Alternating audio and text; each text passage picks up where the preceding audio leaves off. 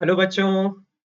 तो यार आज जो हमारी मुलाकात है वो हमारे आज जो हमारी मुलाकात है वो हमारे पिछले दो लेक्चर्स यानी कि लेक्चर वन जिसमें हमने इंट्रोडक्शन टू फिजिकल क्वांटिटीज के बारे में पढ़ा और लेक्चर टू जिसमें हमने डायमेंशनल एनालिसिस और उसकी तीन एप्लीकेशंस के बारे में पढ़ा, उसके डीपीपी डिस्कशन को लेकर है। आई होप आपने दोनों ही डीपीपीस को पेन पेपर लेकर प्रॉपरली अटेम्प्ट कर लिया होगा apart from the homework questions which I already gave you in lecture one. तो उन डीपीपीस को अटेम्प्ट करने के बाद ही यार ये डिस्कशन देखें। अगर अभी तक अटेम्प्ट ना किया हो तो पूरी ईमानदारी से पूरी निष्ठा से पहले लेक्चर को ढंग से देखें, डीपीपीस अटेम्प्ट करेंगे और उसके बाद आज के ही दिन में इसे हम रिकॉर्डेड फॉर्म में देख लेंगे। और इर्रिस्पेक्टिव ऑफ दैट थिंग कि कोई पर्टिकुलर सवाल आपसे बना है या नहीं बना है, डिस्कशन को थ्रू आउट देखना है यार। हो सकता है कि आपने कुछ करा हो वो सही हो मगर उसका एक ऑल्टरनेटिव अप्रोच सीखने को मिल जाए। हो सकता है आपने कुछ करा हो मगर बीच में अटक गए हो और हो सकता है आपने कुछ करा हो इस उम्मीद में कि आपने सही किया है मगर उसमें थोड़ी बहुत गड़बड़ रह गई हो।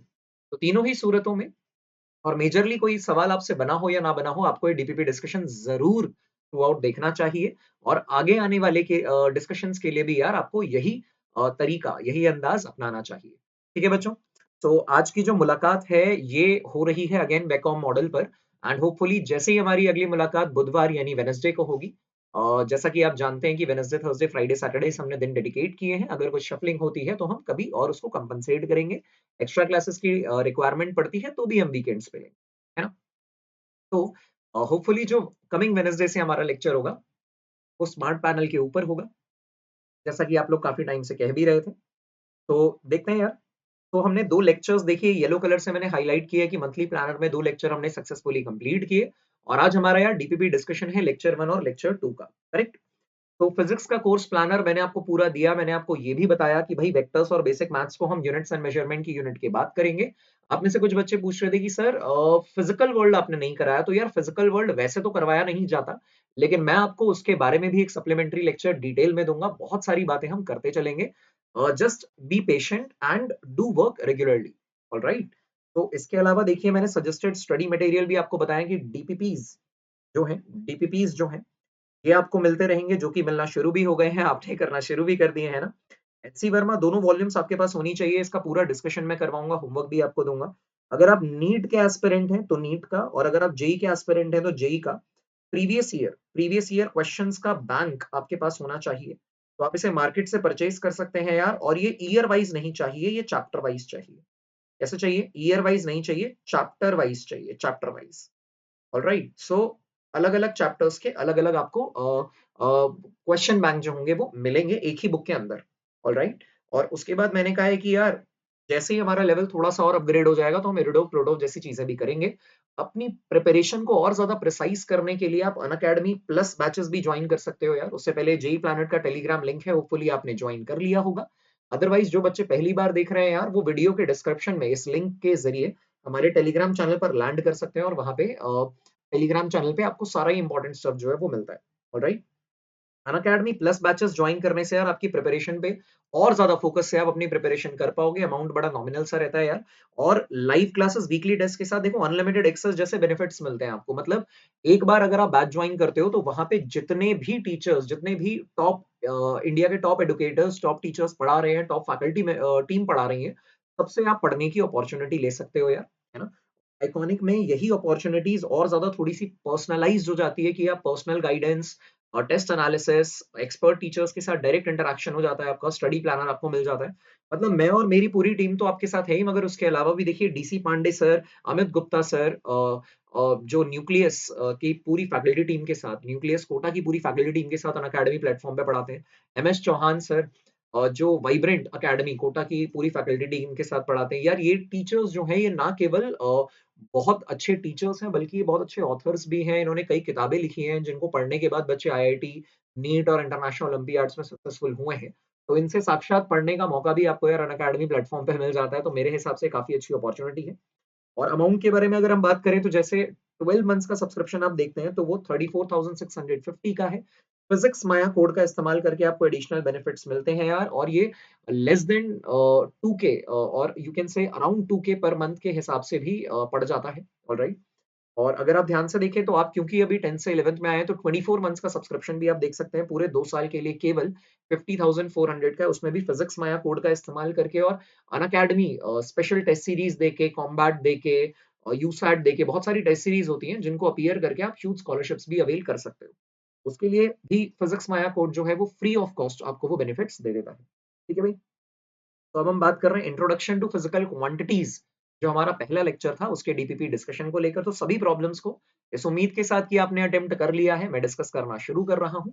यदि ना किया हो यार तो मेरे साथ साथ करने की कोशिश करना, जहां कहीं मौका लगे वीडियो को पॉज करना, अटेम्प्ट करना और उसके बाद डिस्कशन को देखना। तो भाई पहला सवाल हमारी नजरों के सामने है और सवाल है कि डायमेंशनल फॉर्मूला Ml2T-3 किसको रिप्रेजेंट करता है। तो यार वैसे तो ना मुझे उम्मीद है कि तुम्हें चारों के डायमेंशनल फॉर्मूले पता होंगे, तो मैं दो सबके लिख ही देता हूँ यार। फोर्स जो होता है ना वो मास इनटू एक्सेलरेशन से मिलता है, मास इनटू एक्सेलरेशन से। तो इसका जो डायमेंशनल एक्सप्रेशन है वो आ जाता है m, और एक्सेलरेशन होता है यार मीटर पर सेकंड स्क्वायर में, so L T minus to, यानी कि ये निकल कर आ जाता है ml/t-2। Correct. Option B power के बारे में अगर आप बात करें, पहले मैं ऑप्शन सी और डी के बारे में बात कर लेता हूँ, सी एंड डी। यार वर्क और एनर्जी इंटरकन्वर्टेबल होते हैं, तो आपको पता होनी चाहिए ये बात कि डायमेंशन ऑफ वर्क जो होता है वो एग्जैक्टली सेम होता है डायमेंशन ऑफ एनर्जी के यार, है ना। और डायमेंशन ऑफ वर्क और एनर्जी होता क्या है, आप इसे बोलेंगे फोर्स इनटू डिस्प्लेसमेंट करके। यानी कि जो भी फोर्स की डायमेंशन आई है यार उसमें डिस्प्लेसमेंट की डायमेंशन और मल्टीप्लाई कर दीजिए तो ये ml/t-2 आ जाएगा यार, ml/t-2 आ जाएगा। एंड सिमिलरली अगर आप पावर के बारे में बात करें तो यार पावर जो होता है वो रेट ऑफ डूइंग वर्क होता है, rate of doing work power होता है, या rate of dissipation of energy जो होता है वो पावर होता है। करेक्ट। तो इसके अगर डायमेंशनल एक्सप्रेशन आप निकालने की कोशिश करेंगे तो क्या मिलेगा यार आपको, आप बोलेंगे कि सर ऊपर तो ml/t-2 है और उसे एक टाइम t से डिवाइड कर देंगे तो ये निकल कर आ जाएगा ml/t-3। क्या निकल कर आ जाएगा ml/t-3। ऑलराइट, तो ये निकल कर आ जाएगा यार। ठीक है भाई। तो ml/t-3 किसकी डायमेंशन है यार, ऑप्शन बी पावर की डायमेंशन है। और मैं वैसे आपको डायरेक्टली बोल भी सकता था कि लेक्चर में हमने किया है, ध्यान रहना चाहिए बच्चों, ये है वो है, लेकिन क्योंकि आपने अपनी पढ़ाई की शुरुआत की है यार तो चीजों का रट्टाफिकेशन कम करेंगे। प्रैक्टिस के साथ साथ जो ध्यान रह जाए, जो याद रह जाए वो बहुत बढ़िया है। अगर वो याद ना हो तो उसके लिए यार हम अलग से उसको प्रैक्टिस करके डराइव भी कर लेंगे। ठीक है ना भाई। तो हमने डराइव करने का या डेरिवेशन करने का फैसला लिया। चलिए आते हैं यार दूसरे पे, dimensions of calorie. What is calorie, calorie होती क्या है।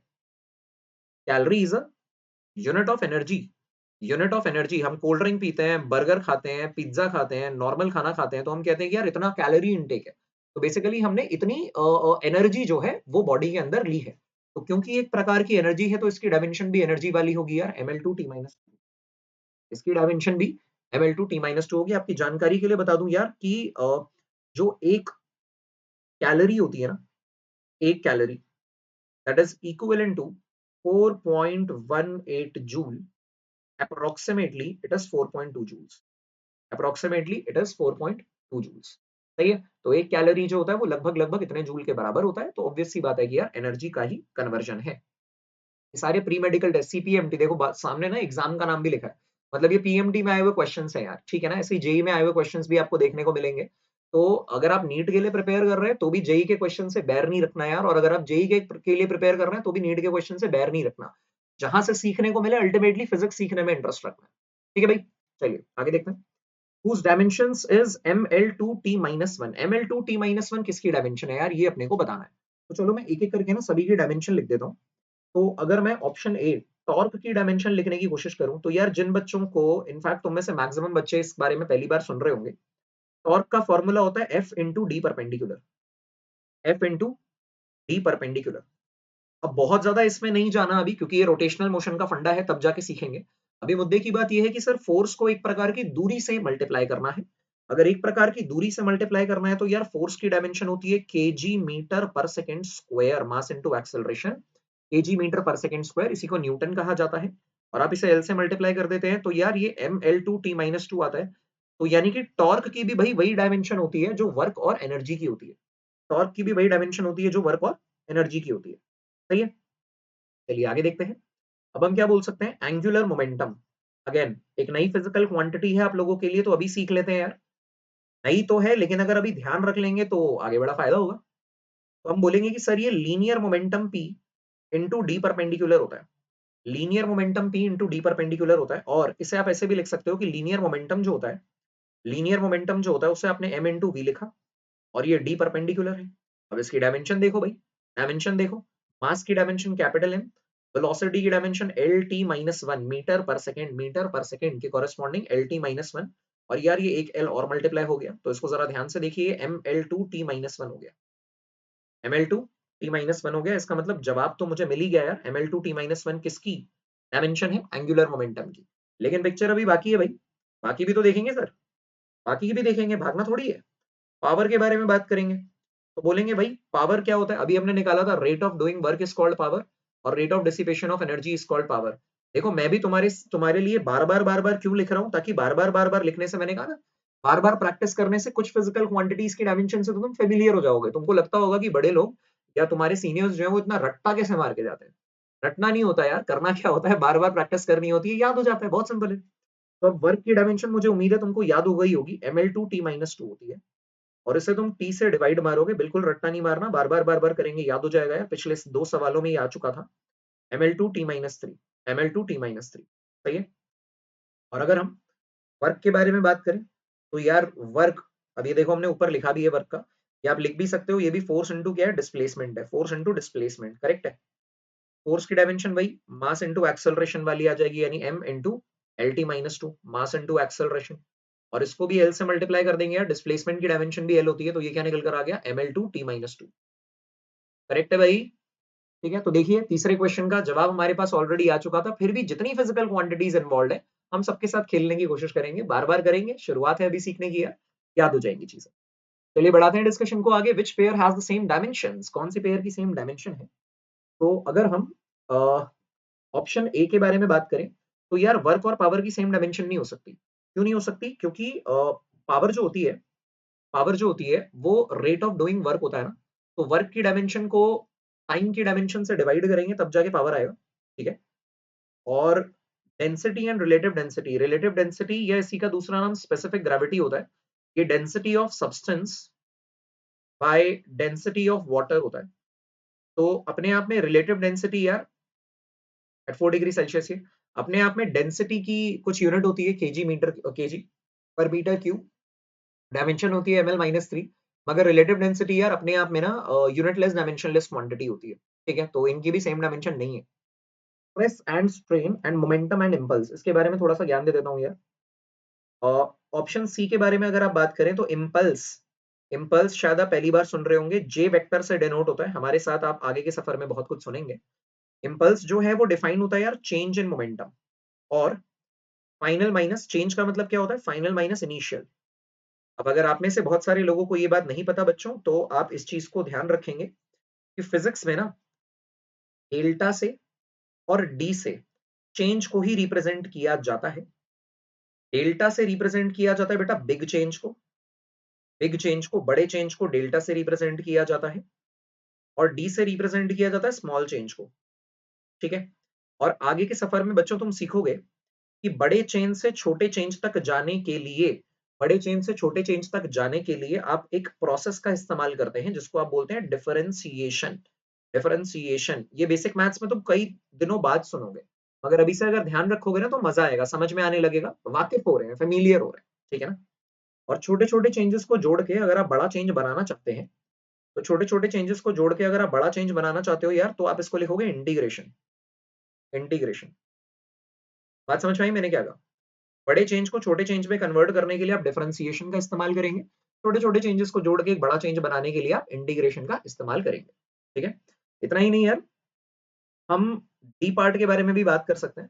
डी पार्ट के बारे में अगर हम बात करें, स्ट्रेस और स्ट्रेन क्या होता है, तो यार स्ट्रेस जो होता है, स्ट्रेस जो होता है वो force per unit area, pressure के जैसा होता है। Restoring force, restoring force per unit area. अब सर ये रिस्टोरिंग फोर्स क्या है, बाद में देखेंगे, है तो एक प्रकार का फोर्स ही, है तो एक प्रकार का फोर्स ही। तो फोर्स की डायमेंशन यार M L T minus two होगी, और एरिया की डायमेंशन यार एल टू होगी। तो इसको अगर सिंप्लीफाई करने की कोशिश करोगे तो आपके पास आएगा M L minus one T minus two, M L minus one T minus two. यही डायमेंशन प्रेशर की भी होती है, क्योंकि प्रेशर भी तो फोर्स पर यूनिट एरिया होता है। वहां pressure perpendicular force per unit area होता है, यहाँ stress restoring force per unit area होता है। अब क्या फर्क है या कैसे गहराई में समझना है, ये आगे की फिजिक्स है यार, अभी तो हमें डायमेंशंस वाली फिजिक्स सीखनी है बस। ठीक है, स्ट्रेन के बारे में बात करूं अगर मैं, स्ट्रेन, ये भी सब आप आगे की फिजिक्स में सुनने वाले हो। ये होता है यार change in configuration, change in configuration by original configuration या बाय नेचुरल कॉन्फ़िगरेशन। इसका मतलब क्या है सर? इसका मतलब है कि change in length by original length, change in diameter by original diameter, change in volume by original volume. समझ रहे हो? ऊपर भी उसी फिजिकल क्वांटिटी का चेंज है जो नीचे है।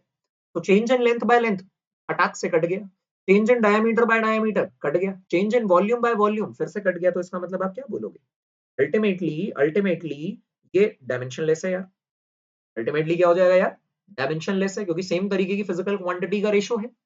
तो चेंज डिवाइडेड में ओरिजिनल वन, चेंज डिवाइडेड में ओरिजिनल वन, बात समझ में आ रही है? चेंज डिवाइडेड में ओरिजिनल वन क्या हो जाएगा यार?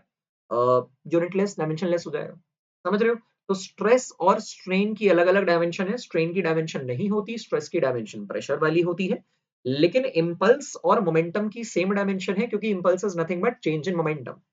जैसे चेंज इन लेंथ भी सर लेंथ की डायमेंशन में होगा, चेंज इन वेलोसिटी भी वेलोसिटी की डायमेंशन में होगी, वैसे ही तो चेंज इन मोमेंटम भी मोमेंटम की ही डायमेंशन में होगा। यानी करेक्ट जो ऑप्शन है वो ऑप्शन सी है, करेक्ट ऑप्शन सी है। मुझे लगता है बात समझ में आ गई होगी। एक ही क्वेश्चन ने देखो कितना कुछ सिखा दिया, और ये कितने सारे एग्जाम्स में आया था। देख रहे हो? एमसेट में आया था, इंजीनियरिंग में, एग्रीकल्चर, ये मेडिकल का जो कॉमन एंट्रेंस टेस्ट होता था ना, उसको एमसेट बोलते थे। सीपीएमटी यानी कि प्री मेडिकल टेस्ट मेडिकल में आया था। पंजाब पीईटी में आया हुआ है, मध्य प्रदेश पीईटी में आया हुआ है। तो आप देख सकते हैं कि कितने सारे एग्जाम्स में ऑलरेडी आया हुआ है।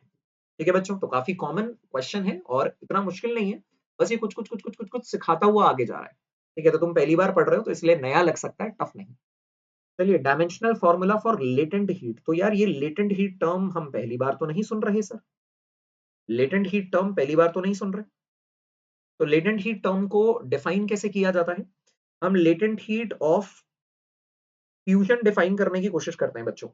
लेटेंट हीट ऑफ फ्यूजन, तुमने दो सुने होंगे, लेटेंट हीट ऑफ फ्यूजन और लेटेंट हीट ऑफ वेपराइजेशन। सही बोल रहा हूं मैं? देखो आप क्या बोलोगे, it is heat required, heat required to convert 1 gram of substance, 1 gram of substance, किसी भी सब्सटेंस का, आप पानी के लिए भी डिफाइन कर सकते हैं, ठीक है ना। हीट रिक्वायर्ड टू, तो वो बर्फ को मेल्ट करने के लिए यूज होगा ये। तो heat required to convert 1 gram of substance from solid, उसके सॉलिड से लिक्विड फेज में, from solid to liquid phase. और सॉलिड से लिक्विड फेज में जिस टेम्परेचर पे कन्वर्जन होता है, उसको आप बोलते हैं मेल्टिंग पॉइंट।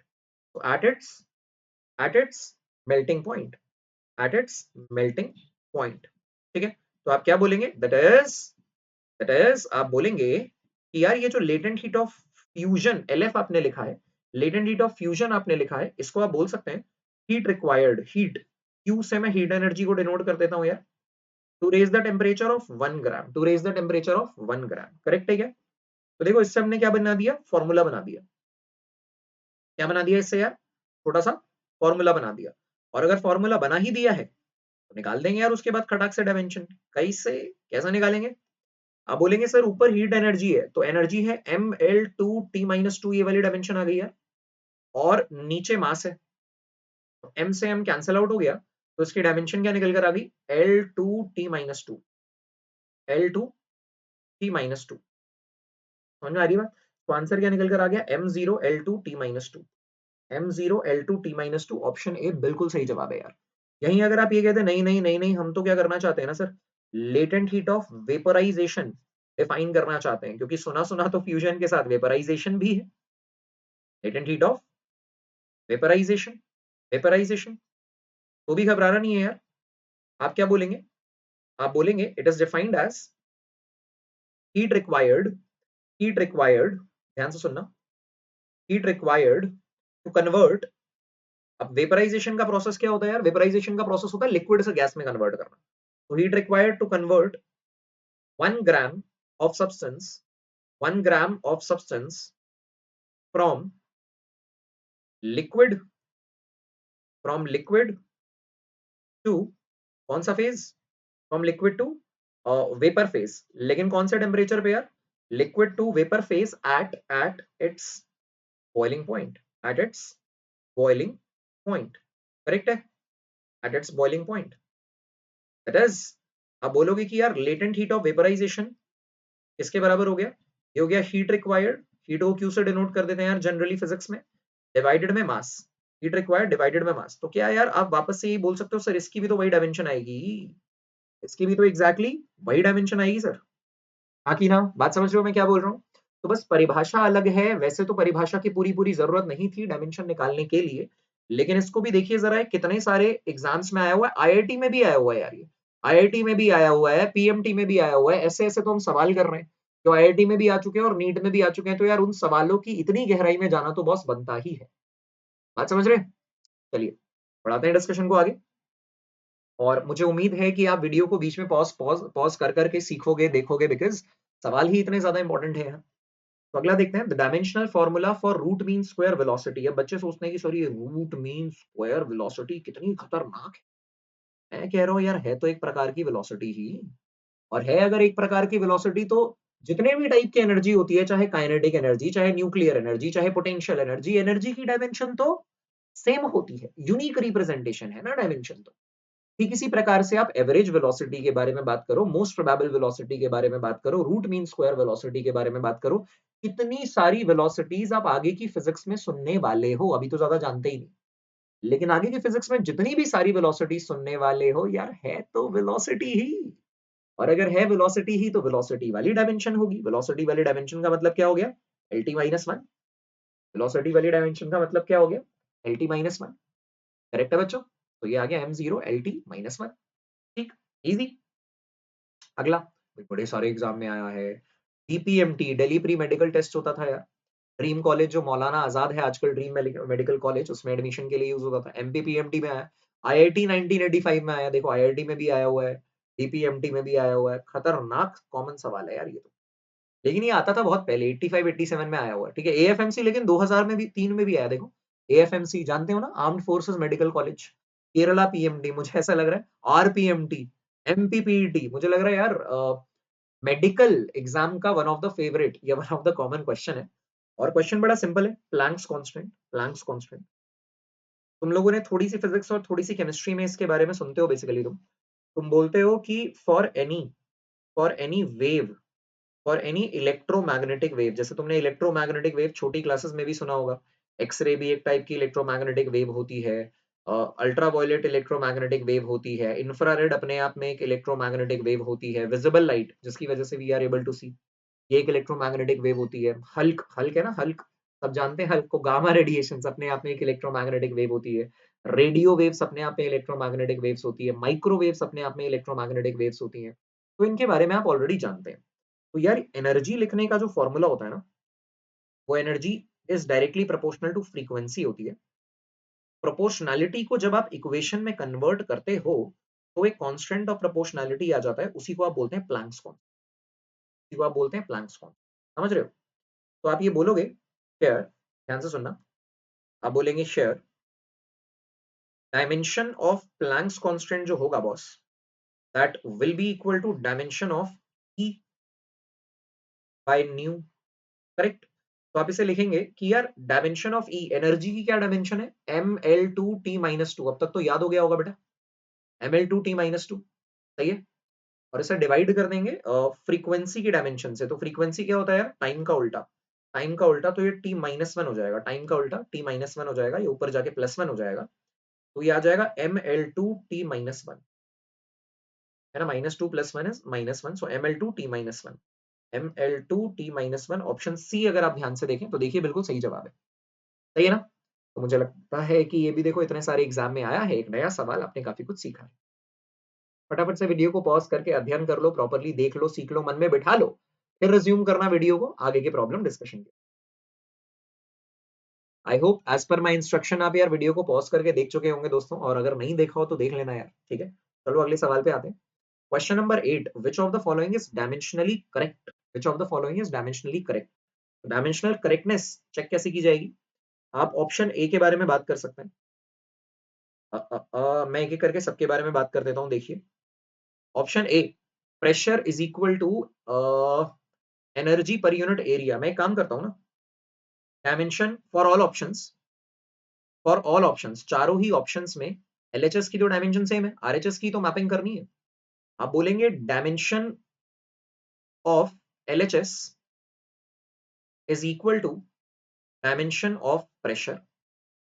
आपको याद होगा यार, अभी आपने निकाला था, क्या आएगा, dimension of force per unit area. अभी आपने स्ट्रेस की डायमेंशन निकाली थी और स्ट्रेस की डायमेंशन एकदम प्रेशर वाली आ रही थी। तो that will be equal to, ऊपर आ जाएगा M L T minus two, force वाली dimension M L T minus two, और उसे डिवाइड करेंगे यार एल टू से। बिल्कुल ऐसी ही डायमेंशन यार स्ट्रेस की भी आती है, तो आप इसे लिखेंगे M L minus one T minus two. तो आपको बस ये चेक करना है कि किन ऑप्शंस में डायमेंशन ऑन आरएचएस इसको मैच कर रहा है। तो आप बोलेंगे कि यार डायमेंशन ऑफ आरएचएस जो है ऑप्शन ए में, मैं कैपिटल में लिख दे रहा हूँ, वैसे options A B C D small है, हार्डली मैटर्स, ठीक है ना। तो आप इसे लिख सकते हैं dimension of energy per unit area. Energy per unit area का मतलब है ई बाय ए यार, ई बाय ए, ई बाय ए। तो यार ये तो डायमेंशन मैच ही नहीं करेगा, क्योंकि ए की तो मैपिंग हो गई, फोर्स के साथ एनर्जी है, फोर्स की बजाय एनर्जी है, जिनकी सेम डायमेंशन नहीं होती। तुम चाहो तो इसको लिख भी लो, लिख लो, सिंपल कर लो। ऊपर आ गया M L two T minus two, और नीचे आ गया एल टू। तो ये कट के क्या आ जाएगा, M L zero T minus two, जो ऑब्वियसली मैच नहीं कर रहा, ठीक है ना, ऑब्वियस सी बात है, वो मैच नहीं कर रहा। ऑप्शन बी, आप बोलेंगे कि डायमेंशन ऑन आरएचएस जो है, राइट हैंड साइड की जो डायमेंशन है, वो dimension of energy per unit volume बोल रखी है आपने, एनर्जी पर यूनिट वॉल्यूम। तो आप इसको बोल सकते हो M L two T minus two, और वॉल्यूम में यार एल की पावर थ्री आती है, एल की पावर थ्री आती है, तो ये निकल कर आ गया M L minus one T minus two, M L minus one T minus two. सही है भाई, and same as that of dimension of LHS. तो यार आ गया हमारा जवाब कि कौन सा इक्वेशन जो है वो डायमेंशनली करेक्ट है। पर यार आईआईटी एडवांस में ना कई बार ऐसे सवाल आते हैं जिसमें एक से ज्यादा ऑप्शन सही होते हैं, हमें उनके लिए भी प्रिपेयर्ड रहना है। तो सबसे पहले तो हमारी जो हड़बड़ी वाली आदत है ना यार, इसको अपने को छोड़ना पड़ेगा। हड़बड़ी वाली क्या आदत है, खट्टाक से एक ऑप्शन मैच हो गया, आगे बढ़े, आगे पढ़ा ही नहीं, आगे बढ़ गए आगे पढ़ा नहीं, आगे बढ़ गए। तो हड़बड़ी वाली आदत छोड़नी पड़ेगी यार। मेरे को देख रहे हो मैं कितनी जल्दी जल्दी पढ़ाता हूँ, मगर हड़बड़ाता नहीं। आई टीच यू और I solve the problems in a fast way, but fast करते हुए भी मेरे को देखो, मैं बकायदा छोटे छोटे छोटे छोटे सारे इन्वॉल्व स्टेप्स लिखता हूँ। स्पीड ज्यादा बढ़ाने के लिए मुझसे सीखने वाली, देखो अभी इस चरण में, अभी इस पड़ाव में मुझसे सीखने वाली क्या बात है यार, मुझसे सीखने वाली ये बात है कि स्पीड को बढ़ाने के लिए स्टेप्स को स्किप करना इंपॉर्टेंट नहीं होता। मन में बिठा लो इस बात को, स्पीड को आगे बढ़ाने के लिए, तेज स्पीड करने के लिए स्टेप्स को स्किप करना इंपॉर्टेंट नहीं होता। आप में से कई बच्चे क्या करते हैं यार, इस डीपीपी डिस्कशन को भी ना, या लेक्चर वीडियो को आप देख सोचते हो कि सर साथ में नहीं देखते, बाद में देख लेंगे, 2x स्पीड में देख लेंगे। गलत है यार, 2x स्पीड में नहीं देखना है। क्यों नहीं देखना, तुमको पता है ये ऑनलाइन पढ़ाई और ऑफलाइन कोचिंग में फर्क क्यों रह जाता है। वो फर्क इसलिए रह जाता है क्योंकि ऑफलाइन टीचिंग में तो तुम फील कर रहे होते हो, मतलब टीचर्स सामने साक्षात खड़े हैं, बढ़ा रहे हैं, पॉज ले रहे हैं, टीचर्स को पता है कब पॉज लेना है, कब रुकना है, कब किस कॉन्सेप्ट को बच्चे के दिमाग में बिठाने के लिए यार 5 मिनट का समय चाहिए। बच्चा ऑनलाइन क्या कर रहा है, 2.5 मिनट में देख रहा है। तो यार आप एक सीखने के प्रोसेस में है, लर्निंग प्रोसेस को अपने हिसाब से ट्वीक नहीं करना चाहिए, ठीक है ना। तो मुझे उम्मीद है कि मेरी स्पीड ऑलरेडी फास्ट है, तुमको फास्ट करके नहीं देखना चाहिए और इतना टाइम नहीं बचाना होता है यार। आप समझ रहे हो, 2 साल का कोचिंग है तो 2 साल में ही करनी होती है, 4 साल की ट्रेनिंग है तो 4 साल में करनी होती है, 3 दिन की ट्रेनिंग है तो 3 दिन में ही करनी होती है, ठीक है ना। 4 वक्त का खाना बच्चों एक साथ नहीं खा सकते, इसीलिए सारा टाइम की पढ़ाई हम एक साथ झटके से नहीं कर सकते। तो मेरा बस ये सजेशन है नॉर्मली आपको, कि आप वीडियो को फास्ट करके करना छोड़ दें, आराम आराम से तसल्ली से देखें, कोई फर्क नहीं पड़ता बच्चों, ज्यादा बेहतर सीखोगे। जल्दी सीखने से ज्यादा इंपॉर्टेंट है बेहतर सीखना, ठीक है। चलिए, डायमेंशन ऑन आरएचएस देखते हैं बच्चों। राइट हैंड साइड की जो डायमेंशन है उसको आप क्या बोल सकते हो, dimension of force per unit volume. Force per unit volume देखो जरा, फोर्स पर यूनिट वॉल्यूम। तो आपने कहा फोर्स की डायमेंशन यार मास into acceleration ML T minus two होती है, और वॉल्यूम की डायमेंशन आपने कहा यार एल थ्री होती है। तो ये क्या निकल कर आ गया, M L minus two T minus two, M L minus two T minus two, और खतरनाक निकल गया आंसर ठीक है। और बी ऑप्शन देखिए जरा, डायमेंशन ऑन आरएचएस जो है, वैसे मैंने कोशिश यही की है कि सिंगल चॉइस करेक्ट ही आपको दूं। तो अब एक ऑप्शन सही हो गया तो आपको मूव ऑन कायदे से, मतलब दिल कहेगा कर जाओ, लेकिन मैं क्योंकि सिखाने के प्रोसेस में हूँ इसलिए मैं जंप करने का मौका नहीं दे रहा हूँ। मैं कह रहा हूँ रुको, टिको और सॉल्व करो। तो डायमेंशन ऑन आरएचएस क्या है? Dimension of momentum per unit volume, momentum per unit volume per unit time. ध्यान से देखिएगा, momentum per unit volume per unit time. सो momentum per unit volume per unit time. वैसे यार Newton के second law के तहत momentum per unit time, momentum per unit time ना force ही होता है। तो ये ऊपर वाले ऑप्शन जैसी इसकी डायमेंशन आने वाली है, force per unit volume, force per unit volume वाली, क्योंकि ये तो क्या हो गया, फोर्स हो गया। सही है, फिर भी सॉल्व कर लेते हैं। मोमेंटम होता है यार KG metre per second, mass into velocity, mass into velocity, MLT minus one. इसे डिवाइड करोगे बेटा वॉल्यूम यानी कि L3 से और टी से, तो जब आप इसको डिवाइड करेंगे तो देखिए क्या निकल कर आ गया, m l minus two and it is also t minus two. बिल्कुल एग्जैक्टली वही डायमेंशन आई जो ऊपर वाले की है, आनी भी चाहिए according to Newton second law, according to Newton second law. ठीक है, न्यूटन सेकेंड लॉ क्या कहता है, मैं जरा किनारे में बता देता हूँ आपको, क्योंकि अभी आप भूल तो गए ही होगे, है ना। न्यूटन सेकेंड लॉ ये कहता है कि जो फोर्स है वो change in momentum by time होता है। मोमेंटम भी एक वेक्टर क्वांटिटी है तो उसके ऊपर ऐसे एरो लगा देते हैं, और फोर्स भी एक वेक्टर क्वांटिटी है, इसके ऊपर एरो लगा देते हैं। अगर आप पहली बार फिजिक्स में पढ़ रहे हैं तो घबराना नहीं है, आगे कुछ दिनों के बाद हमें टॉपिक्स हम पढ़ने वाले हैं यार वेक्टर्स वाले, तब आप बहुत ज्यादा वाकिफ, बहुत ज्यादा फेमिलियर हो जाएंगे इससे। ठीक है बच्चों, चलिए यार डिस्कशन को बढ़ाते हैं थोड़ा सा और आगे। ये खतरनाक क्वेश्चन है यार, अच्छा क्वेश्चन है। प्रिंसिपल ऑफ होमोजिनिटी का इस्तेमाल होगा इसमें। होमोजीनियस, प्रिंसिपल ऑफ होमोजिनिटी क्या होती है, याद है? कॉन्सेप्ट क्या लगना है इसमें, प्रिंसिपल ऑफ होमोजिनिटी। कॉन्सेप्ट लगना है principle of homogeneity, that is principle of homogeneity. Principle of homogeneity तीन बातें करता है यार। पहली बात, एल इफ, या आप ये बोल दीजिए if x equal to a plus b, then dimension of a must be equal to dimension of b। दो फिजिकल क्वांटिटीज जोड़ी या घटाई तभी जा सकती हैं एक दूसरे में से जब वो दोनों सेम तरीके की फिजिकल क्वांटिटी हो, जब वो दोनों सेम तरीके की फिजिकल क्वांटिटी हो यार। ठीक है, दूसरी बात, for a dimensionally valid relationship, एक डायमेंशनली करेक्ट रिलेशनशिप के लिए आप क्या बोल सकते हो यार, for a dimensionally correct relation, for a dimensionally correct relation, dimensionally correct relation के लिए आप बोल सकते हो कि dimension on LHS must be equal to dimension on RHS. Left hand side की डायमेंशन और राइट हैंड साइड की डायमेंशन यार सेम रहेगी। अभी हमने पीछे ऐसा देखा भी है, ठीक है ना। लेफ्ट हैंड साइड की डायमेंशन और राइट हैंड साइड की डायमेंशन सेम होनी चाहिए, ऑब्वियस सी बात है, सेम तरीके की फिजिकल क्वांटिटी होंगी इक्वेशन की दोनों तरफ।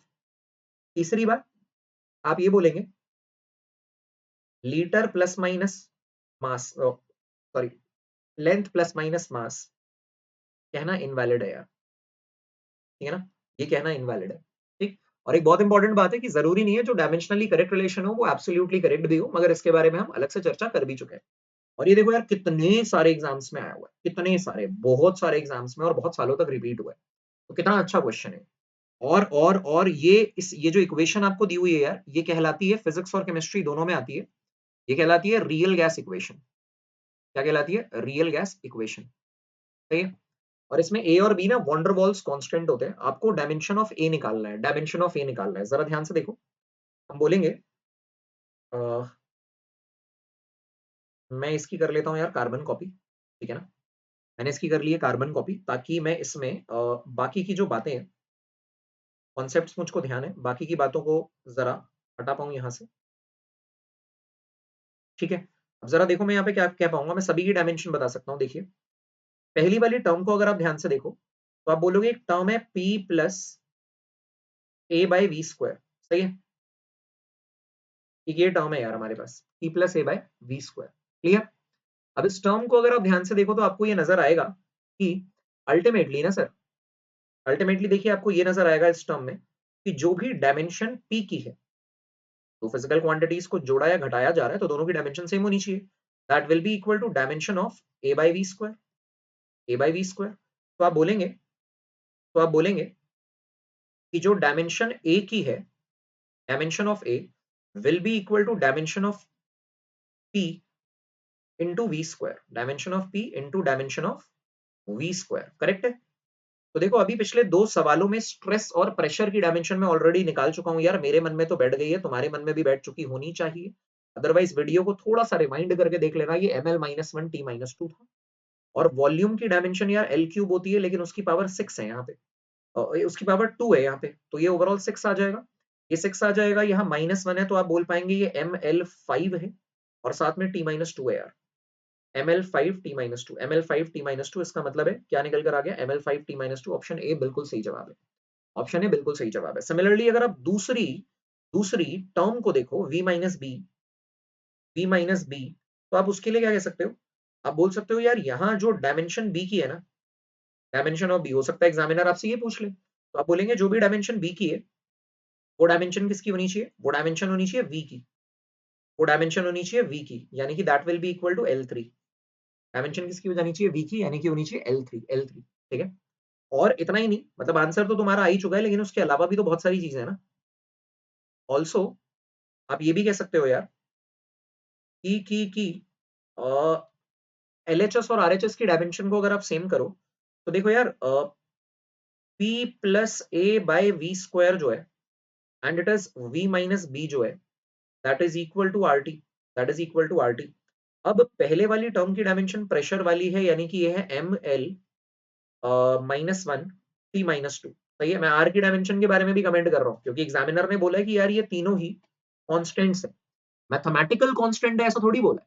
आंसर ऑल्दो इस सवाल का आ चुका है, मगर यार इस सवाल में सीखने वाली और भी कई बातें हैं, क्या पता बी या आर के बारे में पूछ ले, तो देखो हमने बी भी निकाल लिया और आर के बारे में भी निकालेंगे। देखिए आप बोलेंगे कि सर इस वाली टर्म का तो हो गया खेल खत्म, इस वाली टर्म की डायमेंशन वॉल्यूम वाली है, तो आप बोलेंगे L3, एंड टेम्परेचर की डायमेंशन यार कैपिटल के है, तो डायमेंशन ऑफ आर आप कैसे निकालोगे, so dimension of R will be equal to, ध्यान से देखिएगा, आप बोलेंगे कि सर एम एल माइनस, इसको देखो मल्टीप्लाई कर दो आपस में, तो ये आ गया ml2 और t-2, ml2 t-2, ml2 t-2, सही है क्या, ml2 t-2, और इसे डिवाइड कर देंगे किससे, k से, एक बार k से डिवाइड करेंगे तो ये आ जाएगा k-1 t-2, k-1 t-2, तो ऐसे करके देखिए आर की भी डायमेंशन निकल गई। तो एग्जामिनर ने पूछा हुआ है यार ऑलरेडी हमसे ए के बारे में, लेकिन देखिए हम ए बी और आर सभी के बारे में बात कर सकते हैं। इनफैक्ट इस गिवन रिलेशनशिप में, इस गिवन रियल गैस इक्वेशन में, वंडरवॉल इक्वेशन या रियल गैस इक्वेशन, आगे चल के फिजिक्स और केमिस्ट्री दोनों में सुनोगे बेटा, तो नजरअंदाज करने की गलती बिल्कुल भी नहीं करेगा कोई हम में से। इसे बोलेंगे रियल गैस इक्वेशन, या इसी को बोल सकते हैं आप वॉन्डरवॉल्स इक्वेशन, इसी को और क्या बोल सकते हैं, वॉन्डरवॉल्स इक्वेशन, ठीक है, वॉन्डरवॉल्स इक्वेशन, करेक्ट है। ठीक, तो इसे आप फिजिक्स और केमिस्ट्री दोनों में सुनते हैं, तो उसमें वंडरवॉल कांस्टेंट ए और बी होते हैं और गैस कांस्टेंट आर होता है। आई रिपीट, वंडरवॉल कांस्टेंट ए और बी होते हैं और गैस कांस्टेंट आर होता है, तीनों की ही डायमेंशन हमसे पूछी जाती है फिजिक्स में भी केमिस्ट्री में। चलिए बात करते हैं यार आखिरी सवाल ऑफ डीपीपी 1 के, that is question number 10 of DPP 1। The quantities a and b are related by the relation m equal to a by b, where m is the linear density and a is the force. The dimensions of b are of, तो आप confusion avoid करने के लिए आपने कहा m equal to a by b, और यहां से आपको b के बारे में बात करना है, तो b will be equal to a by m, b will be equal to a by m। फिर आप बोलेंगे dimension of b will be equal to dimension of a by dimension of m, या dimension of a by m, दोनों बोल सकते हैं, क्या फर्क पड़ता है, ठीक है।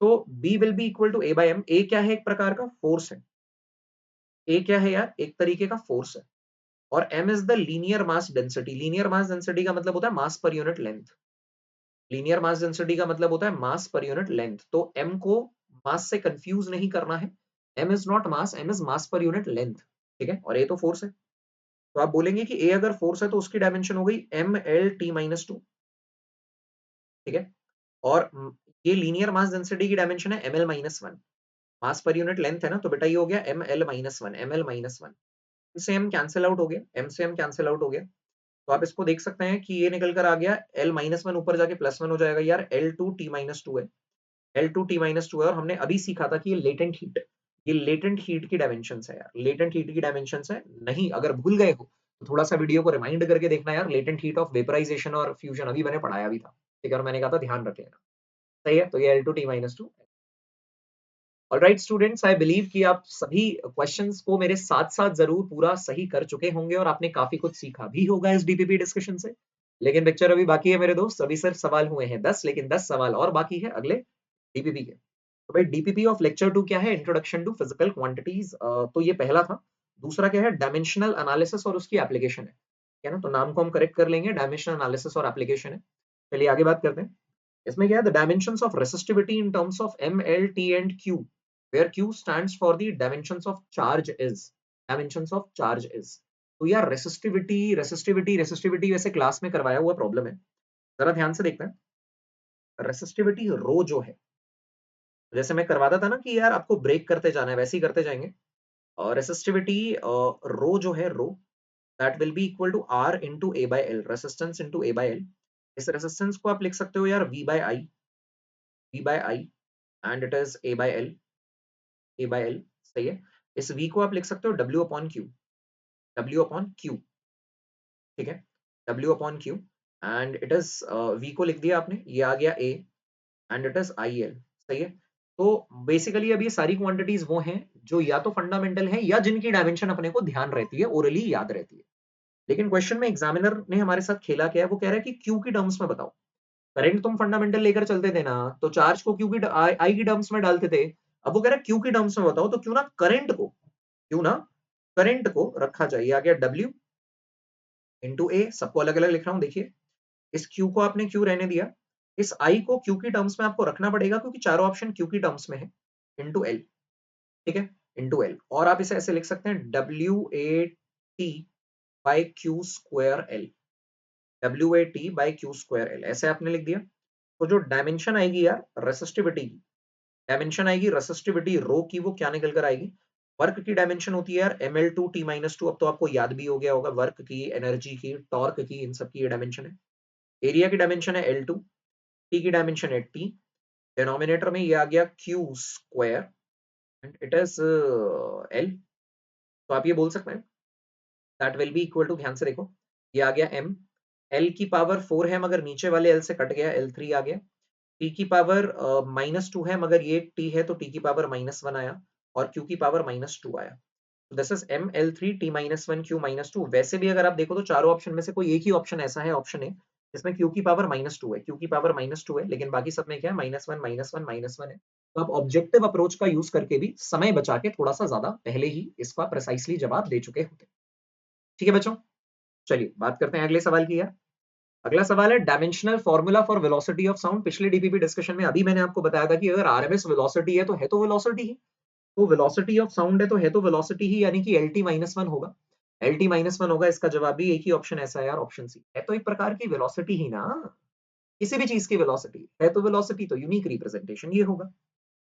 चलिए, MLT-1 ऐसा लग रहा है, ऐसा लग रहा है कि मास को वेलोसिटी से मल्टीप्लाई कर दिया, तो यार मास को वेलोसिटी से मल्टीप्लाई करने पे मोमेंटम आता है, या इसी को आप बोल सकते हो इम्पल्स। इम्पल्स याद है क्या था? Change in momentum. Impulse J vector जो होता है वो चेंज इन मोमेंटम, यानी बड़ा चेंज अगर मैं लिखना चाहूं तो डेल्टा पी वेक्टर लिखूंगा। इसी को मैं क्या लिख सकता हूँ? P final vector minus P initial vector. तो सेम तरीके की फिजिकल क्वांटिटीज को सब्ट्रैक्ट या जोड़ा जा सकता है या सब्ट्रैक्ट किया जा सकता है, आंसर भी उन्हीं की डायमेंशन में आता है नेचुरली। ठीक है बच्चों, चलिए बात करते हैं क्वेश्चन नंबर 4 की। Dimensional formula for heat energy, यार है तो एक प्रकार की एनर्जी ना, तो कैलोरीज में ले लो या जूल में ले लो या इलेक्ट्रॉन वोल्ट में ले लो, कैसे भी ले लो, एनर्जी तो या किलोवाट आवर में ले लो, एनर्जी तो एनर्जी है, तो यार ml2t-2 ही होगा, ml2t-2 ही होगा। Correct. Question number 5, the dimensions of physical quantity x in the equation force equal to x upon density is given by. आप बोलेंगे डायमेंशन ऑफ x, भाई x अगर निकालोगे तो फोर्स इंटू डेंसिटी करके आएगा, तो dimension of force into dimension of density. बहुत सिंपल है, पेन थोड़ा सा चलाना है बस। ठीक है, सिंपल सा क्वेश्चन है। क्या बोलोगे? फोर्स की dimension sir mass into acceleration mlt-2, और डेंसिटी की डायमेंशन यार L3 है, मल्टीप्लाई कर दीजिए, ये निकल कर आ जाएगा ml4t-2, ml4t-2, ml4t-2। तो यार ऑप्शन ए बिल्कुल सही जवाब है, ml4t-2। ठीक है, चलिए बात करते हैं अगले सवाल की। The dimensions of surface tension are. तो यार ये जो सरफेस टेंशन होता है ना, surface tension T, surface tension T जो होता है ये फोर्स पर यूनिट लेंथ है, फोर्स पर यूनिट लेंथ होता है, ठीक है। नया फॉर्मूला है, मैं थोड़ी सी फील दे देता हूँ सरफेस टेंशन एग्जैक्टली होता क्या है। यार तुम ये बोलोगे कि सर लिक्विड का जो सरफेस होता है ना उस पे एक प्रकार का तनाव क्रिएट होता है, surface of a liquid, surface of a liquid, it behaves as a stretched membrane, behaves as a stretched membrane, क्योंकि इसको बल्क वाले जो मॉलिक्यूल्स होते हैं ना वो अंदर खींच रहे होते हैं। तो इसीलिए सरफेस के एक इस तनाव के कारण जो ओस की बूंदें होती है या पानी की बूंदें जो होती है वो गोल स्फेरिकल रहने की कोशिश करती है। जिस लिक्विड का सरफेस टेंशन जितना ज्यादा होगा मिलजुल के बड़ा स्फेरिकल ड्रॉप बनाने की उसकी टेंडेंसी ज्यादा होगी। जैसे आप जानते हैं mercury is the only liquid metal at room temperature, मगर आप मर्क्यूरी के बारे में खास बात नहीं जानते, मर्क्यूरी की सरफेस टेंशन होती है बहुत जबरदस्त हाई। मर्क्यूरी की सरफेस टेंशन इतनी हाई होती है कि जब भी मर्क्यूरी की छोटी बूंद, थर्मोमीटर घर में टूट गया, मर्क्यूरी फैल गई, इकट्ठा करने की कोशिश करो, वो छोटी छोटी बूंदें मिलकर एक बड़ा ग्लोब्यूल बना लेंगी, बड़ी बूंद बना लेंगी, क्योंकि मर्क्यूरी की सरफेस टेंशन बड़ी जबरदस्त होती है। तो surface of a liquid behaves as a stretched membrane, behaves as a stretched membrane, ठीक है। तो आप ये कहेंगे कि सर ऐसी सूरत में अगर मैं इसके ऊपर एक इमेजिनरी लाइन कंसिडर करूं इस सरफेस के ऊपर, तो आपको ऐसा लगेगा कि यार आपको ना इस इमेजिनरी लाइन को ना दोनों तरफ से कोई पकड़ के खींच रहा है, इमेजिनरी लाइन को दोनों तरफ से कोई पकड़ के खींच रहा है। अगर आपने इमेजिनरी लाइन यूं कंसिडर की होती तो आपको ऐसा लगता कि दोनों तरफ से कोई पकड़ के खींच रहा है, एक प्रकार का तनाव, एक प्रकार का खिंचाव क्रिएट हो रहा है। वही खिंचाव क्या होता है? सरफेस टेंशन होता है। That is defined as force per unit length of the imaginary line, of the imaginary line, of the imaginary line, feel आया समझ में? Drawn over the surface of liquid, drawn over the free surface of liquid, free surface of liquid. Liquid के free surface, क्योंकि वो एक stretch membrane की तरह behave कर रहा है, जब भी कभी उस पर एक इमेजिनरी लाइन बनाओगे तो वो परपेंडिकुलरली खिंचती हुई दिखेगी, परपेंडिकुलरली खिंचती हुई दिखेगी। तो जो भी फोर्स आप फील कर पा रहे हो पर unit length of the imaginary line, क्योंकि भाई मेरी इमेजिनेशन अलग है, मैं छोटी लाइन कंसिडर करूंगा, तुम्हारी अलग है, तुमने बड़ी लाइन कंसिडर कर ली। लेकिन यार कोई तो एक कंसिस्टेंसी, कोई तो एक पैमाना होना चाहिए ना, कोई तो एक क्राइटेरिया होना चाहिए सबकी ऑब्जर्वेशन को एक जैसा रखने का। तो आपने कहा कि यार मान लो आप सब लोगों ने अलग अलग लेंथ कंसिडर कर ली है, मगर हमें एक यूनिट लेंथ में इंटरेस्ट है, हमें एक यूनिट लेंथ में इंटरेस्ट है, इसीलिए हम उस फोर्स को लेंथ से डिवाइड कर दे रहे हैं। आगे की कहानी आप सबको पता है, फोर्स की dimension M L T minus two होती है, लेंथ की डायमेंशन यार कैपिटल एल होती है। डिवाइड मारोगे तो इसकी dimension M T minus two निकल कर आएगी, या M one L zero T minus two निकल कर आएगी। तो M T minus two option D बिल्कुल सही जवाब है यार, ठीक है। हालांकि सीधा सीधा फॉर्मूले बता के मैं आगे के जवाब बता सकता था तुमको, पर मैं चाहता हूं कि यार जहां तक फिजिक्स की फील ले पाए वहां फील लेते रहना। पर यार इस फील का फायदा तभी है जब आप इसको बाईपास ना कर रहे हो, इग्नोर ना मार रहे हो, एब्जॉर्ब करते हुए चले, क्योंकि अब तो सब्जेक्ट से दोस्ती हो गई, जितनी नहीं हुई उसको करनी भी है, ठीक है। चलिए, question number 7, the physical quantity which that has no dimensions, that has no dimension, जिसकी कोई डायमेंशन नहीं है। तो यार हमने पहले सीखा था प्लेन की कोई डायमेंशन नहीं होती, क्योंकि ये change in configuration bye natural configuration होता है, पिछली डीपीपी में मैंने डिस्कस भी किया था। तो यार ये change in length by original length हो सकता है। इसके टाइप्स देख लो यार इसी बहाने, अभी इसके टाइप्स देख लेते हैं। मान लीजिए हम बोलते हैं लेटरल स्ट्रेन, मान लीजिए हम बोलते हैं lateral strain, lateral strain, lateral strain का मतलब होता है change in diameter, change in diameter by original diameter, तो डायामीटर से डायामीटर कट गया। मान लीजिए आप बोलते हैं longitudinal strain, longitudinal strain, longitudinal strain होता है यार change in length by original length, change in length by original length. मान लीजिए आप बोलते हैं वॉल्यूमेट्रिक स्ट्रेन, वॉल्यूमेट्रिक स्ट्रेन होता है यार change in volume by original volume, change in volume by original volume, change in volume by original volume. बात समझ में आ गई? ये होता है। तो लेटरल स्ट्रेन भी आपके सामने है, लॉन्गिट्यूडनल स्ट्रेन भी आपके सामने है, और यार वॉल्यूमेट्रिक स्ट्रेन भी आपके सामने है, ठीक है। चलिए आगे बात करते हैं। सो हम ऑब्वियस सी बात है कि वॉल्यूम से वॉल्यूम कटेगा, लेंथ से लेंथ कटेगा, डायमीटर से डायमीटर कट जाएगा यार, ठीक है ना। अगले वाले पार्ट के बारे में बात करते हैं। The equation of a wave is given by this, y equal to a sin omega x by v minus k, where omega is the angular velocity, v is the linear velocity, the dimension of k is। तो यार मुझे तो जो बात समझ में आती है वो ये समझ में आती है कि एंगल जो होता है ना वो डायमेंशनलेस होता है। तो अपने को तो यार ये बात समझ में आती है कि y को जब आप और ध्यान से देखिए, आप लिखेंगे a sin omega x by v minus omega k, कुछ ऐसा, ठीक है ना। अब ये जो टर्म है ओमेगा x बाय v, ये जो टर्म है ना, this must be dimensionless, must be dimensionless, ठीक है। इसको ना डायमेंशनलेस होना चाहिए। एंड ये जो ओमेगा के है ना, इसको भी क्या होना चाहिए, डायमेंशनलेस होना चाहिए। डायमेंशनलेस माइनस डायमेंशनलेस डायमेंशनलेस होगा, क्योंकि ये तो एंगल है, क्योंकि ये तो एक प्रकार का एंगल है, and angle is a dimensionless physical quantity. Class में सीखा हुआ है हमने, arc upon radius, arc upon radius, arc length भी लेंथ है, रेडियस भी लेंथ है। तो आप कुल मिला के बोलोगे कि सर ये तो डायमेंशनलेस होना चाहिए, ये तो डायमेंशनलेस होना चाहिए। अब आपने बोला एंगुलर फ्रीक्वेंसी के बारे में ना थोड़ा सा ज्ञान दे देता हूं मैं तुमको। ये जो एंगुलर फ्रीक्वेंसी ओमेगा होती है ना यार, ये 2 pi into linear frequency F होती है, या इसी को आप 2 pi by time period T भी बोलते हो, 2 pi by time period T भी बोलते हो, सही है। तो आप अगर ध्यान से देखें, ये चीज आपको ये सजेस्ट करती है कि डायमेंशन ऑफ एंगुलर वेलोसिटी जो है दैट इज इक्वल टू 2 और पाई, तो डायमेंशन लेस होंगे यार, और टी की डायमेंशन कैपिटल टी है, यानी कि ये निकल कर आ जाएगा टी माइनस, ये क्या निकल कर आ जाएगा, टी माइनस 1। तो देखो आप इससे कंक्लूड क्या करोगे, आप बोलोगे सो डायमेंशन ऑफ ओमेगा या डायमेंशन ऑफ के will be reciprocal of dimension of omega. क्यों सर, उल्टा क्यों? अभी तो यार दोनों उल्टी डायमेंशन आपस में मल्टीप्लाई होकर डायमेंशनलेस बना रही होंगी, ऊपर देखो ना, मस्ट बी डायमेंशनलेस। डायमेंशनलेस कब आएगा, जब एक की डायमेंशन अगर x है तो दूसरी की डायमेंशन 1 बाय x है, कट गई। जब एक की डायमेंशन m है तो दूसरे की डायमेंशन 1 बाय m है, कट गए। जब एक की डायमेंशन t है दूसरे की डायमेंशन 1 बाय t है, कट गया। तो आप बोलोगे that will be 1 by dimensions of angular velocity जो होती है यार वो t माइनस 1 होती है। तो नीचे अगर t माइनस 1 है तो that will be equal to capital T, that will be equal to capital T। इसका मतलब ऑप्शन बी बॉम्बे बिल्कुल सही जवाब है यार, ऑप्शन बी बॉम्बे बिल्कुल सही जवाब है। इस सवाल ने हमें कई बातें सिखाई, और ये एमपी पीएमटी में आया हुआ है यार। इस सवाल ने जो हमें कई बातें सिखाई, उन जवाबों में क्या है, पहली बात पहली बात क्या हमने सीखी, वो ये सीखी कि यार एंगुलर फ्रीक्वेंसी जो होती है वो 2 पाई टाइम्स लीनियर फ्रीक्वेंसी होती है।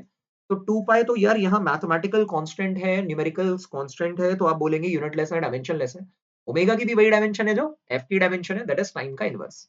दूसरी चीज हमने ये सीखी कि एंगल जो होता है सर, क्योंकि वो यूनिटलेस डायमेंशनलेस होता है, इसीलिए किसी भी ट्रिग्नोमेट्रिक फंक्शन के अंदर, किसी भी ट्रिग्नोमेट्रिक फंक्शन के अंदर कुछ भी जाएगा, वो कुछ भी should be dimensionless, because that कुछ भी is going to act as an angle. ठीक है भाई, चलिए, मुझे लगता है बात समझ में आ गई होगी आपको। चलो आगे बात करते हैं। तो time period of the period of a body under SHM, यानी टाइम पीरियड ही एक प्रकार का, टाइम पीरियड ही है, ये टाइम है एक प्रकार का। ये बोल रहा है कि सर ये P की पावर A, D की पावर B और S की पावर C पे निर्भर कर रहा है, जहां पे P प्रेशर है, D डेंसिटी है, S सरफेस टेंशन है। तीनों फिजिकल क्वांटिटीज को हम पढ़ चुके हैं। द वैल्यू ऑफ ABCR, ध्यान से देखिएगा यार, अच्छा सवाल है, काफी अच्छा सवाल है, पीएमटी का सवाल है। According to the question, according to the question आप ये बोलेंगे कि T जो है वो P की पावर A, D की पावर B, S की पावर C है। तो आप बोलेंगे डायमेंशन ऑन LHS कितना निकल कर आया यार। लेफ्ट हैंड साइड पे जो डायमेंशन आ गई बच्चों, लेफ्ट हैंड साइड की जो डायमेंशन आ गई वो टाइम की, टी की डायमेंशन आई है ना, डायमेंशन ऑफ टी, टाइम की, time period, that is equal to dimension of T. ये फिजिकल क्वांटिटी है, लेकिन इसकी डायमेंशन भी कैपिटल टी होती है, सही है ना। एंड डायमेंशन ऑन आरएचएस अगर आप देखना चाहो तो आप बोलोगे कि डायमेंशन ऑन आरएचएस जो है that is equal to dimension of, ध्यान से देखना बच्चा, प्रेशर की पावर ए, डेंसिटी की पावर बी और एस की पावर सी, और दोनों साइड पे डायमेंशन क्योंकि सेम होनी चाहिए, पावर कंपेयर करके आंसर बता देंगे। इजी है, मगर कुछ स्टेप्स इन्वॉल्व होंगे, थोड़ी सी मैथ्स। प्रेशर की डायमेंशन क्या होती है, M L minus 1 T minus 2। मुझे उम्मीद है आपको ध्यान होगा मेरे जैसे, मुझे भी अभी के अभी ध्यान हो रहा है, अगर नहीं तो वीडियो को रिमाइंड करके देखना, स्टार्टिंग का थोड़ा सा स्ट्रगल है, फिर सीख जाओगे। डेंसिटी की डायमेंशन एम एल माइनस 3 होती है, मास पर यूनिट वॉल्यूम। प्रेशर कैसे निकलता है, फोर्स पर यूनिट एरिया, ये कैसे निकला, मास पर यूनिट वॉल्यूम। इसकी पावर कितनी है, बी। तो ऊपर मैं ऐसे लिख दूं M0 L0 T1, M0 L0 T1, ठीक है ना। अच्छा, और यहाँ सरफेस टेंशन की dimension force per unit length यानी MLT -2 में से L उड़ा दो, ये आ गया MT -2 और इसकी पावर C है, करेक्ट है, इसकी पावर C है। जरा सिंप्लीफाई करना, मास की पावर पहले वाले टर्म से क्या आई A, दूसरे वाले टर्म से आई B और तीसरे वाले टर्म से आई C।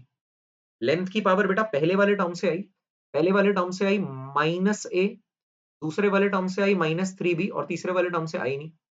T की पावर पहले वाली टर्म से आई -2A, दूसरे वाले टर्म से आई नहीं, तीसरे वाले टर्म से आई -2C। सही है। अब आप क्या करेंगे, अब आप क्या करेंगे, आप बोलेंगे कंपेयरिंग दी डायमेंशंस, कंपेयरिंग दी डायमेंशंस। ध्यान से देख लो भाई, चाहो तो वीडियो को पॉज करके अभी के अभी यहां तक की कहानी देख लो, वरना 10-15 सेकंड रिवाइंड कर लो, उसके बाद आगे चलते हैं। देख लो पहले, चलो देख लिया होगा बच्चा। चलिए थोड़ा सा आगे बढ़ाते हैं डिस्कशन को। अब यार डायमेंशंस कंपेयर करेंगे तो मास की डायमेंशन कंपेयर करके क्या मिलेगा अपने को, मास की डायमेंशन कंपेयर करके क्या मिलेगा, मास की डायमेंशन कंपेयर करके इक्वेशन मिलेगी, इधर A plus B plus C है और ये कुल मिला के कितना है, 0, कुल मिला के कितना है, 0। लेंथ की डायमेंशन कंपेयर करके क्या मिलेगा भाई, लेंथ की डायमेंशन कंपेयर करके मिलेगा सर, इधर RHS में लेंथ की डायमेंशन क्या है, -A -3B और वहां ऊपर क्या है यार, LHS में, LHS में है 0, ठीक है ना, LHS में तो टाइम था बस। एंड T की डायमेंशन अगर मैं कंपेयर करूंगा तो मुझे मिलेगा -2A -2C और उधर मिल जाएगा 1। -2A -2C किसके बराबर हो जाएगा, 1 के बराबर हो जाएगा। ठीक है, अपने को तीनों इक्वेशन से सॉल्व करनी है यार। तो मैं क्या करूंगा, -3A जो है, अ, इसी की कर लेता हूँ यार कार्बन कॉपी। चलो आगे पेज इंसर्ट कर देता हूँ, कोई बात नहीं। माइनस A -3B 0 है, तो -A -3B अगर 0 है तो आप बोल सकते हैं यार A की वैल्यू आ गई -3B या B की वैल्यू आ गई -A/3। B की वैल्यू क्या निकल कर आ गई, -A/3, ठीक है। और आपने क्या बोला, यार ये दूसरी इक्वेशन थी। तीसरी इक्वेशन से क्या करोगे, तीसरी इक्वेशन से C को निकाल लो, -2A -2C = 1 है, तो आपने बोला -2A -2C अगर 1 है तो -2C जो होगा दैट विल बी 1 + 2A, यानी कि C जो होगा वो -1 -2A/2 है, -1 -2A/2 है और -1/2 -A है, -1/2 -A है। सही है। तीसरी इक्वेशन तो पहले वाली में पुट कर दो, A + B + C 0 था यार, ऑल्सो A प्लस, मैथ्स है यार, मैथ्स है ये तो तुम कर लोगे। A + B + C 0 था, तो इसमें उठा के डाल दो यार, A तो A है, B को आपने डाला -A/3 और C को आपने डाला -1/2 एंड इट इज -A। सही है, that is equal to 0। Solve करो इसे, A -A/3 -1/2 -A that is equal to 0। तो आप देख सकते हैं कि यार ये A और -A कट गया, ठीक है। तो आप कहेंगे कि -A/3 जो है वो 1/2 है और A की वैल्यू कितनी निकल कर आ गई, -3/2। A की वैल्यू कितनी निकल कर आ गई, -3/2। तो -3/2 A की वैल्यू किसमें आ रही है यार, केवल ऑप्शन ए में आ रही है, केवल ऑप्शन ए में आ रही है। जरा वेरीफाई कर लेते हैं कि B 1/2 और C 1 आ रहा है कि नहीं आ रहा। तो B के लिए अगर आप देखें तो that will be equal to -A/3, यानी that can be written as -1/3 of A। A is -3/2, तो माइनस माइनस कट गया, 3 कट गया है, 1/2 आ रहा है। तो देखिए B कितना निकल कर आ गया, 1/2 बिल्कुल, और C को बनाना चाहिए, वो भी चेक कर लेते हैं। And C must be equal to -1/2 -A, यानी कि that must be -1/2 minus of -3/2। तो ये आ गया -1/2 माइनस माइनस प्लस 3/2, तो 1.5 माइनस आधा यार 1 होता है, 1 होता है। इसका मतलब करेक्ट ऑप्शन कौन सा है यार, ऑप्शन ए है। मुझे लगता है लॉजिक तुमको क्लियर हो गया होगा। चाहो तो एक बार वीडियो को रिमाइंड करके सुनना यार। देखो करना क्या है, एचएस और आरएचएस की डायमेंशन सेम होनी चाहिए, तो हमने पूरी पूरी डायमेंशन एलएचएस की और आरएचएस की लिख दी और उसके बाद हमने मैथ्स में एक इक्वेशन, कुछ 2-3 इक्वेशन बनाई, उनको सॉल्व किया, आ गया यार जवाब। ठीक है, आगे बात करते हैं यार। आखिरी सवाल जो है वो क्या है, सेम ग्राउंड्स पे जैसा 9 सवाल था ना, डीसी में आया हुआ, दिल्ली कॉलेज ऑफ इंजीनियरिंग में आया हुआ है। मार्शियंस जो है ना, they use force, acceleration and time as their fundamental physical quantities. Dimension of length बतानी है। अब उल्टा खेल खेल दिया। अभी तक हम 7 फिजिकल क्वांटिटीज जानते थे फंडामेंटल, और ये जो तीनों दे रखी हैं, फोर्स और एक्सेलरेशन, तो डिराइव्ड होती थी। इसने क्या किया, इसने कहा है कि लेंथ को आप डिराइव ले लो और फोर्स, एक्सेलरेशन और टाइम को फंडामेंटल ले लो।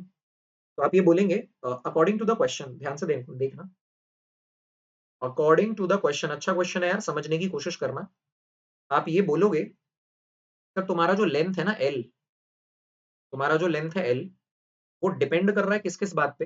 वो डिपेंड कर रहा है फोर्स पे, डिपेंड कर रहा है एक्सेलरेशन पे, और डिपेंड कर रहा है टाइम पे। मान लेते हैं फोर्स की पावर एक्स पे डिपेंड कर रहा है, एक्सेलरेशन की पावर वाई पे, और टी की पावर जेड पे, या ए बी सी पे, जैसे अभी हमने निकाला था। प्रोपोर्शनैलिटी को इक्वेशन में कन्वर्ट करेंगे तो एक कांस्टेंट ऑफ प्रोपोर्शनैलिटी आएगा।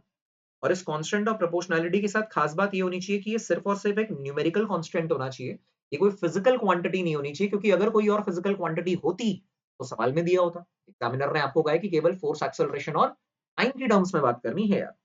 This must be dimensionless, this must be dimensionless, correct. Now you will say, अब आप ये बोलेंगे कि डायमेंशन ऑन एलएचएस क्या है? Dimension on LHS, left hand side की डायमेंशन क्या है? That is equal to dimension of length, that is nothing but capital L. And right hand side की डायमेंशन क्या है? डायमेंशन ऑन आरएचएस जो है, that is equal to dimension of this k which must be dimensionless, f की power x, a की power y, t की power z, correct है। बिल्कुल वैसा ही करेंगे जैसा अभी हमने किया था। अब सबकी एक्चुअल डायमेंशंस लिख देंगे यार। तो हम लिखेंगे k की तो डायमेंशन होती नहीं, f की डायमेंशन यार m l t माइनस 2 है, इस पूरे की पावर x आनी चाहिए। a की डायमेंशन l t माइनस 2 है, इस पूरे की पावर y आनी चाहिए। और t की डायमेंशन यार t है, इस पूरे की पावर z होनी चाहिए, क्योंकि ये टाइम है, सही है ना। तो अब अगर आप ध्यान से देखें तो यार m की पावर पहली वाली टर्म से आ रही है x, बाकी किसी से आ ही नहीं रही। तो इसी को मैं ऐसे भी तो लिख सकता हूँ, और m0 l1 t0, m0 l1 t0, correct है। मैंने कहा m की पावर x आ गई, l की पावर पहली वाली टर्म से x आई, दूसरे वाली टर्म से y आ गई, t की पावर पहली वाली टर्म से -2x आई, दूसरी वाली टर्म से -2y आई, और तीसरी वाली टर्म से z आई, करेक्ट है। अब अपन क्या करेंगे? कंपेयरिंग दी इंडिसेस, कंपेयरिंग दी डायमेंशंस, कंपेयरिंग डायमेंशंस। जब हम डायमेंशंस का कंपैरिजन करेंगे तो हमारे पास कुछ इक्वेशंस आएगी यार, ठीक है ना। वो इक्वेशन क्या क्या आएंगी जरा ध्यान से देखिएगा। आप बोलेंगे कि सर अगर हम मास की डायमेंशन कंपेयर कर रहे हैं ना, देखो, अगर हम मास की डायमेंशन कंपेयर कर रहे हैं तो यार मास की वैल्यू यहाँ पर, मास की पावर आरएचएस में, मास की डायमेंशन आरएचएस में x है और एलएचएस में 0 है। आरएचएस में x है और एलएचएस में 0 है, यानी कि x 0 है। x 0 का मतलब समझ रहे हो क्या है? फोर्स है ही नहीं, फोर्स है ही नहीं। तो यार ये एक ही ऑप्शन बच रहा है जिसमें फोर्स है ही नहीं, वो कौन सा? ऑप्शन डी, ठीक है ना। तो ऑप्शन डी आंसर आ चुका है। वेरीफाई कर लेते हैं यार बाकी के लिए भी। आप बोलेंगे एल की डायमेंशन अगर आप देखें तो आप यहां से बोलेंगे कि एक्स प्लस वाई जो है, एक्स प्लस वाई किसके बराबर है? एक्स प्लस वाई जो है वो 1 के बराबर है। तो आप बोलोगे कि यार एक्स तो 0 है। अगर x 0 है और y 1 होना चाहिए, अगर x 0 है और y 1 होना चाहिए, तो a की पावर 1 आनी चाहिए। देखिए इसमें a की पावर 1 आ रही है। और t की डायमेंशंस बेटा अगर आप कंपेयर करोगे तो ये आ जाएगा कि -2x -2y plus z equal to 0 है। इसमें x की वैल्यू यार 0 है और y की वैल्यू अभी आपने निकाली है 1, तो z इक्वल टू 2 आ गया यार। सॉल्व करके देखिए, मुझे तो z इक्वल टू 2 दिख रहा है। z इक्वल टू 2 का मतलब है t की पावर 2 आनी चाहिए, क्योंकि t की पावर z थी, तो 82। बिल्कुल सही जवाब है यार। क्वेश्चन जितना कॉम्प्लिकेटेड दिख रहा था उतना कॉम्प्लिकेटेड निकला नहीं, इजी निकल गया। सही बच्चों। तो मुझे लगता है कि आपको आपके सवाल का जवाब मिल चुका है भाई, आपको आपके सवाल का जवाब मिल चुका है। तो इसी जवाब को ध्यान से लेकर आगे चलना है, ठीक है भाई। तो this is your result, correct. तो इसी के साथ यार डीपीपी 2 का भी डिस्कशन होता है सक्सेसफुली कंप्लीट। बहुत जल्दी बुधवार को, वेडनेसडे को आपकी हमारी मुलाकात है, जिसमें हम पैनल के ऊपर ही लेक्चर्स रिज्यूम करेंगे बच्चा। अच्छा देखिए, ये IIT JEE T20 test series है, ये आपके और आपके सीनियर्स के लिए काफी ज्यादा इंटरेस्टिंग और हेल्पफुल हो सकता है, और ह्यूज स्कॉलरशिप्स भी है। फिजिक्स माया कोड का इस्तेमाल करके आप इसे फ्री ऑफ कॉस्ट अपीयर कर सकते हैं। अभिलाष 1093 मेरा प्रोफाइल कोड है, यूजर नेम है अनअकैडमी ऐप पे। वैसे इस वीडियो के डिस्क्रिप्शन में भी लिंक गिवन होगा जिसका इस्तेमाल करके आप मुझे अनअकैडमी पे जरूर फॉलो कीजिए, ताकि मेरे द्वारा जितने भी, यानी कि मैं आप लोगों के लिए जितने भी फ्री स्पेशल क्लासेस शेड्यूल करता हूँ, फिजिक्स माया कोड का इस्तेमाल करके आप उन सभी क्लासेस को फ्री में अवेल कर सकते हैं। इतना ही नहीं, अनअकैडमी प्लेटफॉर्म पे जितने भी क्विजेस और टेस्ट हम आपके लिए लेकर आते हैं यार, वो भी बिल्कुल फ्री ऑफ कॉस्ट है। ऑलराइट बच्चों, चलिए आस्क अ डाउट फीचर, क्योंकि आप नए बच्चे हैं आपको बता दूं, घर बैठे पढ़ाई करते टाइम डीपीपी के डाउट्स के लिए नहीं बच्चों, वो तो मैं डिटेल में डिस्कस करूंगा। इसके अलावा घर बैठे पढ़ाई करते टाइम, कुछ बुक सॉल्व करते टाइम, अगर आपका डाउट उठता है तो आस्क अ डाउट फीचर का इस्तेमाल करके आप घर बैठे उन डाउट्स की क्लैरिफिकेशन ले सकते हैं, सीख सकते हैं। ठीक है, ऑल राइट। तो वो भी बिल्कुल एक फैसिलिटी अनअकैडमी के द्वारा अवेल कराई जा रही है, उसका लुत्फ जरूर उठाना चाहिए। ऑलराइट बच्चों, thank you so much channel को बहुत सारा प्यार देने के लिए। इस वीडियो को भी लाइक शेयर और सब्सक्राइब करना ना भूलें। डीपीपी डिस्कशंस बहुत सारे बच्चों की बहुत सारी हेल्प कर सकती है, एटलीस्ट फिजिक्स का डर, सवालों का डर मन में से हटा सकती है, और आप लोगों के साथ मेरा सफर जेई नीट और स्कूल के एग्जाम्स के लिए आगे ऐसे ही चलता रहेगा। ये सीरीज बिल्कुल अवतार के जैसे साबित होने वाली है यार, इसका मैक्सिमम बेनिफिट उठाना। ऑलराइट बच्चों, चलो ऑल द बेस्ट, जल्दी मिलते हैं।